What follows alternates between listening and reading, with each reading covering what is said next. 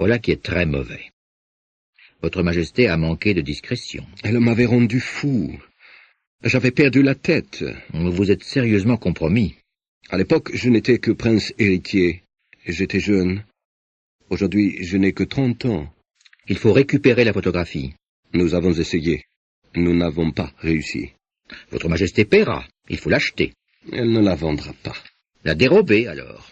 5 tentatives ont été effectuées. 2 fois, des cambrioleurs à ma solde ont fouillé sa maison de fond en comble. 1 fois, nous avons volé ses bagages pendant qu'elle voyageait. 2 fois, nous lui avons tendu une véritable embuscade. Aucun résultat. Pas de trace de la photographie. Pas la moindre. Holmes éclata de rire. Voilà un très joli petit problème, dit-il. Mais qui est très grave pour moi, répliqua le roi sur un ton de reproche. Très grave, c'est vrai. Et que se propose-t-elle de faire avec cette photographie? Ruiner ma vie. Mais comment? Je suis sur le point de me marier. Je l'ai entendu dire. Avec Clotilde Lothman de Saxe-Meiningen, la seconde fille du roi de Scandinavie. Vous connaissez peut-être la rigidité des principes de cette famille. La princesse elle-même est la délicatesse personnifiée. Si l'ombre d'un doute plane sur ma conduite, tout sera rompu. Et Irène Adler? Menace de leur faire parvenir la photographie, et elle le fera. Je suis sûr qu'elle le fera. Vous ne la connaissez pas, elle a une âme d'acier. Elle combine le visage de la plus ravissante des femmes avec les caractères des plus déterminés des hommes. Plutôt que de me voir marié avec une autre, elle irait aux pires extrémités. Au pire. Êtes-vous certain qu'elle ne l'a pas encore envoyé? Certain. Pourquoi? Parce qu'elle a déclaré qu'elle l'enverrait les jours où les fiançailles seraient publiées. Or, elles seront rendues publiques lundi prochain.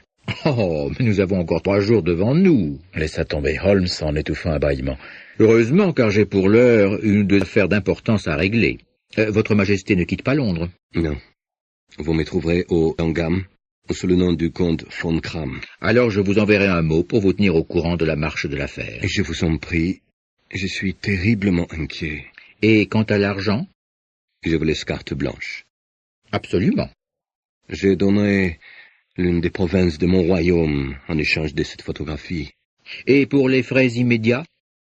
Le roi chercha sous son manteau une lourde bourse en peau de chamois et la déposa sur la table. Elle contient 300 livres sterling en or et 700 en billets. Holmes rédigea un reçu sur une feuille de son carnet et le lui tendit.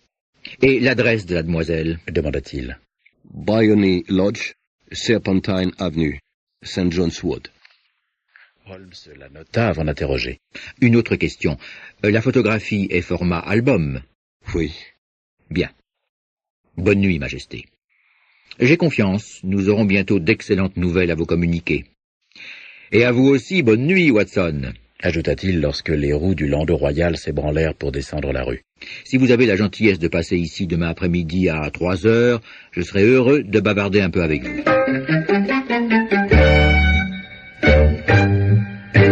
À 3 heures précises, j'étais à Baker Street, mais Holmes n'était pas encore de retour. La logeuse m'indiqua qu'il était sorti un peu après 8 heures du matin. Je m'assis au coin du feu, avec l'intention de l'attendre aussi longtemps qu'il le faudrait. Déjà, cette histoire me passionnait. Elle ne se présentait pas sous l'aspect lugubre des 2 crimes que j'ai déjà relatés. Toutefois, sa nature même, ainsi que la situation élevée de son héros, lui conférait un intérêt spécial. Par ailleurs, la manière qu'avait mon ami de maîtriser une situation et le spectacle de sa logique incisive, aiguë, me procurait un vif plaisir. J'aimais étudier son système de travail et suivre de près les méthodes, subtiles autant que hardies, grâce auxquelles il désembrouillait les échevaux les plus inextricables. J'étais si accoutumé à ses succès que l'hypothèse d'un échec ne m'effleurait même pas. Il était près de 4 heures quand la porte s'ouvrit pour laisser pénétrer une sorte de valet d'écurie qui semblait pris de boisson. Rougeaud, hirsute, il étalait de gros favoris et ses vêtements étaient minables. L'étonnant talent de mon ami pour se déguiser m'était connu, mais je dus le regarder à 3 reprises avant d'être sûr que c'était bien lui. Il m'adressa un signe de tête et disparut dans sa chambre, d'où il ressortit 5 minutes plus tard, habillé comme à son ordinaire d'un respectable costume de tweed. Il plongea les mains dans ses poches, allongea les jambes devant le feu et partit d'un joyeux rire qui dura plusieurs minutes. Eh bien ça alors, s'écria-t-il. Il suffoquait. Il se reprit à rire, et il rit de si bon cœur qu'il dut s'étendre à court de souffle sur son canapé. Que se passe-t-il? C'est trop drôle. Je parie que vous ne devineriez jamais comment j'ai employé ma matinée, ni ce que j'ai fini par faire. Je ne sais pas. Je suppose que vous avez surveillé les habitudes et peut-être la maison de Mademoiselle Irene Adler. C'est vrai, mais la suite n'a pas été banale. Je vais tout vous raconter. Ce matin, j'ai quitté la maison un peu après 8 heures, déguisé en valet d'écurie cherchant de l'embauche.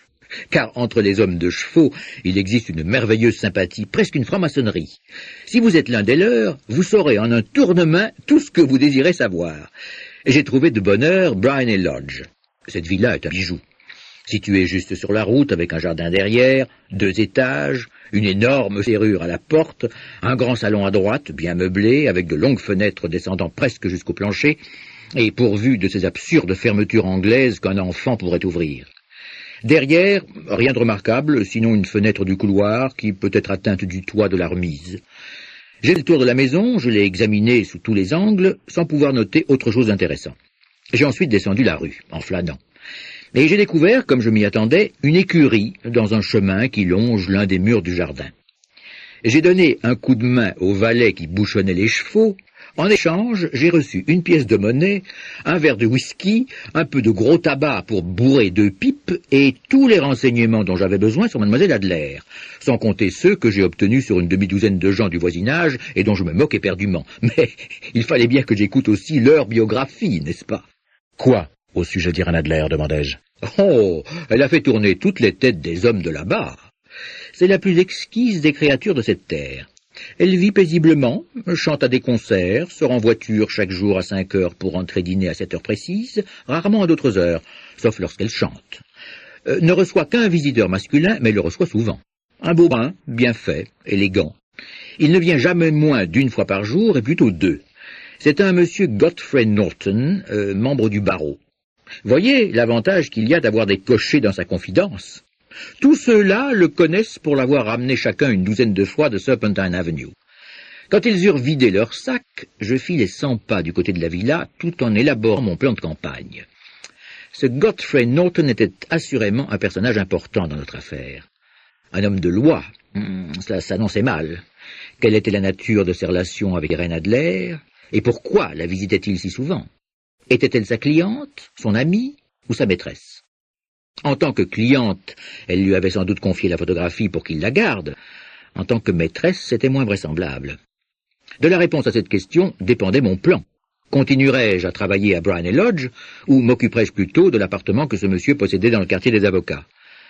Je crains de vous ennuyer avec ces détails, mais il faut bien que je vous expose toutes mes petites difficultés si vous voulez vous faire une idée exacte de la situation. Je vous écoute attentivement. J'étais en train de peser le pour et le contre dans ma tête quand un fiacre s'arrêta devant Bryony Lodge. Un gentleman en sortit. C'est un très bel homme, brun, avec un nez droit, des moustaches. De toute évidence, l'homme dont on m'avait parlé. Il semblait très pressé, cria au cocher de l'attendre et s'engouffra à l'intérieur dès que la bonne lui eut ouvert la porte. Visiblement, il agissait comme chez lui. Il y avait une demi-heure qu'il était arrivé. J'avais pu apercevoir par les fenêtres du salon, marchant dans la pièce à grandes enjambées. Il parlait avec animation et il agitait les bras. Elle, je ne l'avais pas vue. Soudain, il ressortit. Il paraissait encore plus nerveux qu'à son arrivée.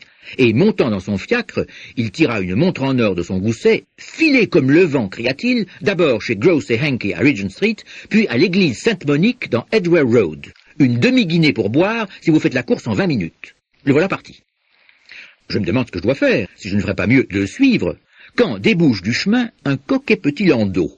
Le cocher a son vêtement à demi boutonné, sa cravate sous l'oreille, les attaches des harnais sortent des boucles, le landau n'est même pas arrêté, qu'elle jaillit du vestibule pour sauter dedans.